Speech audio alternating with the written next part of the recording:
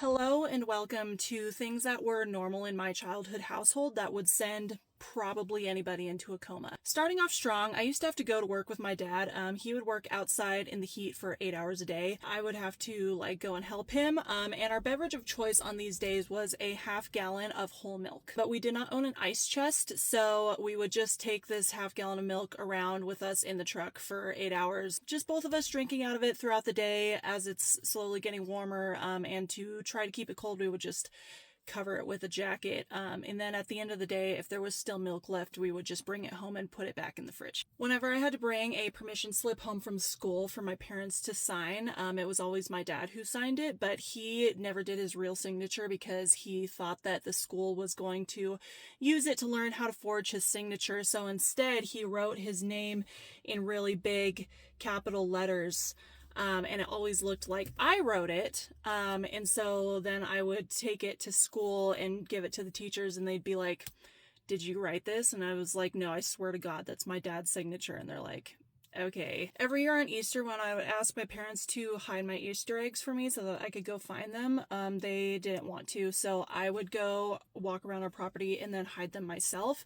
And then I would go back around and pretend to find them. He built me this wooden playhouse one time, which was really cool. And I did enjoy it for a while, but as most kids do, I just got bored with it. And then the Yellow Jackets moved in and they built, nests in 3 out of 4 corners of the playhouse. And mind you, this playhouse was really only about the size of the inside of this car, so it's a pretty small enclosed space. So the Yellow Jackets moved in, and then I really didn't want to go in there, but he got mad at me and said that I was ungrateful, and I was like, okay, well, maybe if you took away the Yellow Jacket nest, I would go in there. And he was like, no, that's mean, I'm not going to do that. So he would make me go and spend an hour at a time in the playhouse by myself with the Yellow Jackets. I actually never got stung because I moved really carefully. Okay, sorry, I had to turn on the AC because it's getting really fucking hot in here. But anytime we were doing laundry, when you take laundry out of the dryer or whatever, it just falls on the some pieces just fall on the ground. It just happens.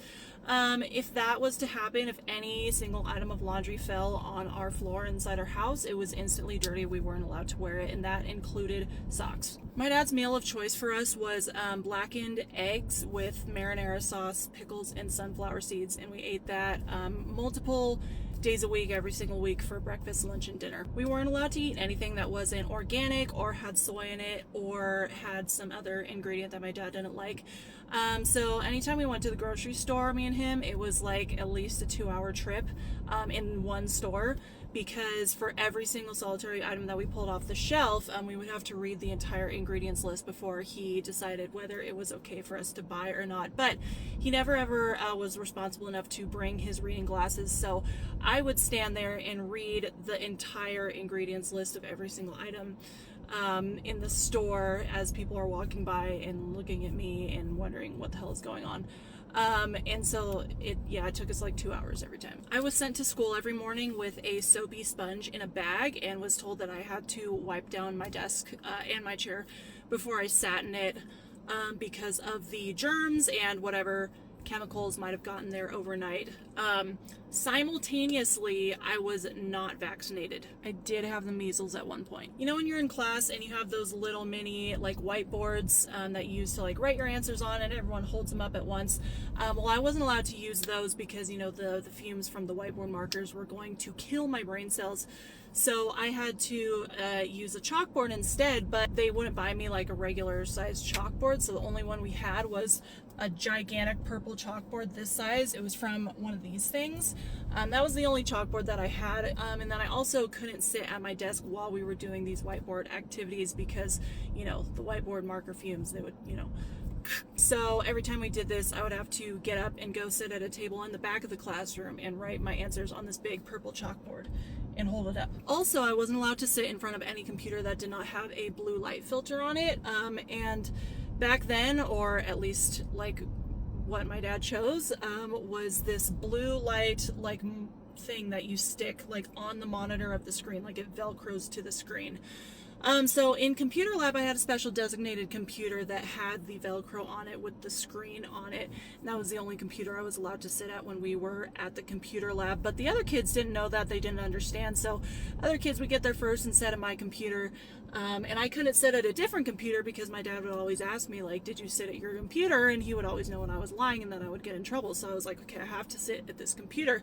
So I would go up to these kids and be like, hey, that's my computer, I gotta sit there. They were like, I don't know what the fuck this bitch is talking about. They would just ignore me. So then I'd have to go get a teacher and be like, hey, I need this kid to move. And then the teacher would have to make the kid get up and get out of their seat, and so that I could sit there. I wasn't allowed to wear sunscreen, but I also hated wearing hats. One week I went to like outdoor science camp for an entire week in the sun. We were hiking, going to the beach, all kinds of activities out in the sun every single day, all day for a week.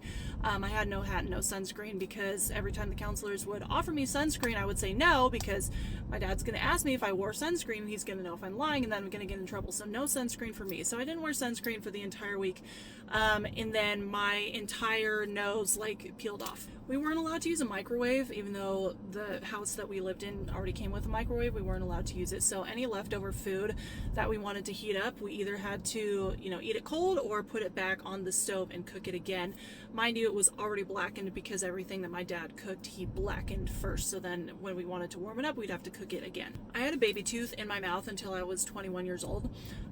Because my entire life, my parents never took me to the dentist ever. They did not want to pay for that. They did not have the money to pay for that. So, I never went to the dentist ever in my life. So I have this snaggle tooth right here because the baby tooth was underneath it, like pushing it up. And every single day of my life, I wiggled this thing, I pulled it, never came out.